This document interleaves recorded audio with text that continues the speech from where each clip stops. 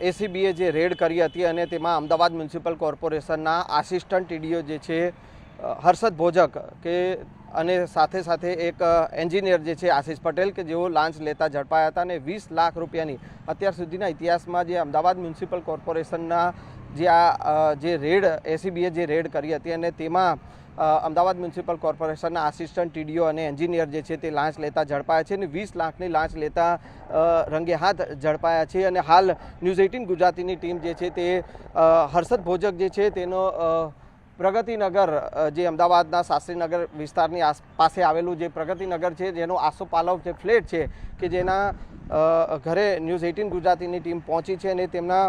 5 નંબરનું જે ઘર છે જે હાલ બંધ હાલતમાં જે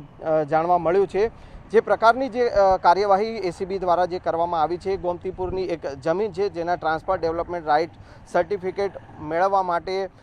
જે ફરિયાદીએ રાઇટ મેળવવા માટે સર્ટિફિકેટ મેળવવા માટે જે રજૂઆત કરી હતી ને તેમાં ક્યાંક ને ક્યાંક 50 લાખની જે માંગ કરવામાં આવી હતી અને આખરે 20 લાખમાં આ સોદો થયો હતો અને ફરિયાદીએ જે એન્ટી કરપ્શન બ્યુરોમાં જે ફરિયાદ કરી હતી અને તે મામલે એસીબીએ છટકું ગોઠવ્યું હતું અને આશ્રમ રોડ પરની જે એક ઓફિસ છે ત્યાંથી જે છે જે આશિષ પટેલ જે છે અને હર્ષદ ભોજક જે છે તે 20 લાખની લાંચ લેતા ઝડપાયા છે હર્ષદ ભોજકના ઘરે જ્યારે એસીબીએ વધુ તપાસ માટે જ્યારે તપાસ કરી ત્યારે 73 લાખ રૂપિયા જેટલી રકમ રોકડ રકમ મળી આવી છે સાથે સાથે 4.5 લાખ રૂપિયાના સોનાનું બિસ્કિટ જે છે તે મળી આવ્યું છે એટલે કે એસીબીએ હવે આ સમગ્ર મામલે કાર્યવાહી હાથ ધરી છે અને અપ્રમાણસર મિલકત મામલે તેમની હર્ષદ ભોજક સામે કાર્યવાહી થઈ શકે છે જે પ્રકારે રાજકોટમાં જે ટીઆરપી ગેમ ઝોનમાં જે ઘટના બની હતી આગની ઘટના બની હતી અને તેમાં ટીડીઓ જે છે મનસુખ સાગઠિયા જે અપ્રમાણસર મિલકત અને કરોડોની મિલકત તેમની પાસેથી જે ઝડપાઈ હતી અને એવો જ સાગઠિયા જેવું ઘટના જે છે તે અમદાવાદમાં જોવા મળી છે અને અમદાવાદના પૂર્વ ઝોનના આસિસ્ટન્ટ ટીડીઓ હર્ષદ ભોજક અને એન્જિનિયર જે છે આશિષ પટેલ એ બંને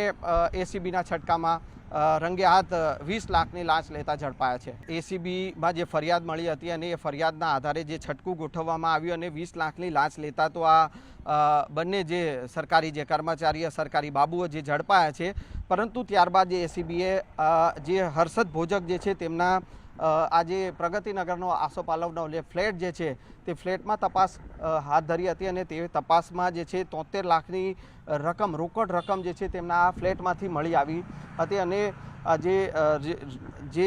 નોટો જે ગણવા માટે મશીન પણ લાવવું પડ્યું હતું અને તે પ્રકારની સ્થિતિ સર્જાઈ હતી સાથે સાથે સોનાનું બિસ્કિટ પણ મળી આવ્યું હતું જો કે હવે એસીબી જે છે તે વધુ તપાસ જે છે તે આ સમગ્ર મામલે કરી શકે છે અને ચોક્કસથી ક્યાંક ને ક્યાંક જે પ્રકારે આપણે જે કહ્યું કે આ પ્રકારે સરકારી બાબુઓ જે છે તેઓ પોતાના સ્વજનોના નામે મિલકત લેતા હોય છે તેમના અન્ય જે સગાઓ હોય તેમના નામે પણ જે છે તે મિલકત લેતા હોય છે કે પછી તેમને ત્યાં રોકડ છુપાવતા હોય છે તો તે સમગ્ર મામલે પણ જે છે તે હવે કાર્યવાહી હાથ ધરાઈ શકે છે જે પ્રકારે 73 લાખની જે રોકડ રકમ હર્ષદ ભોજકના ઘરેથી મળી આવી છે એટલે ચોક્કસથી હવે વધુ તપાસ છે આ સમગ્ર મામલે કારણ કે અપ્રમાણસર મિલકતનો ગુનો પણ હર્ષદ ભોજક સામે જે છે તે નોંધાઈ શકે છે અને સમગ્ર મામલે તપાસ થઈ શકે છે સ્વાભાવિક છે કે જે પ્રકારે જે અરજદારે જે છે તે વડીલો પાર્જિત જે જમીન હતી અને તેના માટે ટ્રાન્સફર ડેવલપમેન્ટ રાઇટ સર્ટિફિકેટ લેવા માટે જે રજૂઆત કરી હતી અને તે સમગ્ર રજૂઆત પહેલાં આશિષ પટેલ પાસે પહોંચી હતી અને આશિષ પટેલે સમગ્ર મામલે જે છે તે નેગોશિએશન કર્યું હતું જે રકમનું અને તેમાં 50 લાખ રૂપિયા જેટલી રકમ જે છે તે હર્ષદ ભોજકને મળાવી અને સમગ્ર મામલે સોદો થયો હતો 50 લાખની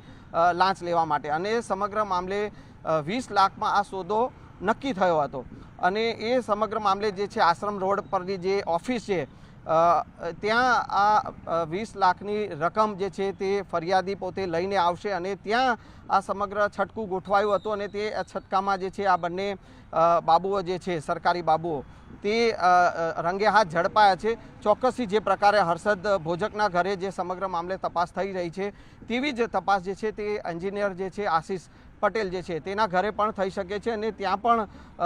એસીબીની ટીમ જે છે તે સમગ્ર મામલે તપાસ કરી શકે છે।